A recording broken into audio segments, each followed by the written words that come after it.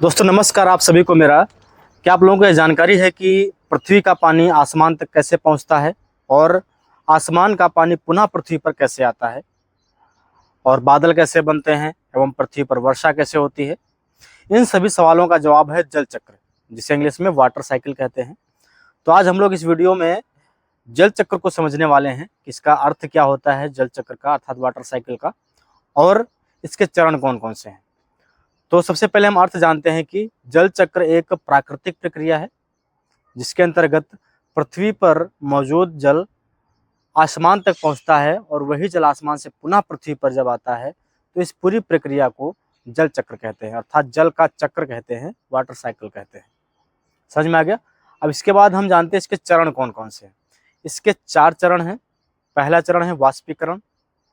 वाष्पीकरण के अंतर्गत होता है कि पृथ्वी पर मौजूद जल, चाहे वह नदियों में हो, तालाबों में हो, झीलों में हो या अन्य कहीं पर भी हो, वह जल सूर्य की गर्मी की वजह से भाप बनकर वाष्पित होने लगता है और आसमान की तरफ उठने लगता है।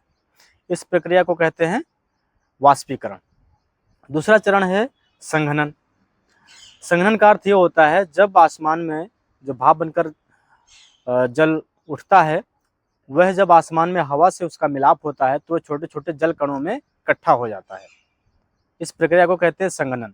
और जो निर्माण होता है छोटे छोटे जलों का समूह, उसे कहते हैं बादल। बादल का निर्माण हो जाता है। अब तीसरे चरण में होता है वर्षा। वर्षा का मतलब ये होता है कि जब वही बादल जो आसमान में बने हैं अपने ही वजन से काफ़ी भारी हो जाते हैं तो वह छोटे छोटे बूंदों के रूप में पृथ्वी पर गिरने लगते हैं, तो इसे क्या कहते हैं? वर्षा कहते हैं। अब आता है चौथा अंतिम चरण है संग्रहण। संग्रहण का तात्पर्य है कि जब बादलों से पानी वर्षा के रूप में पृथ्वी पर आता है तो वह पुनः पृथ्वी पर नदियों, तालाबों, झीलों, अन्य कई स्थानों पर वह संग्रहित यानी इकट्ठा हो जाता है, तो पुनः अपनी अवस्था में आ जाता है, तो इसे क्या कहते हैं? संग्रहण कहते हैं। तो मुझे उम्मीद है कि आपको जल चक्र समझ में आ गया होगा और इसके चरण भी समझ में आ गए होंगे। अगर कोई डाउट है तो आप कमेंट बॉक्स में हमें लिख करके भेजिए, हम आपको उसका संतुष्टपूर्ण जवाब देंगे। धन्यवाद।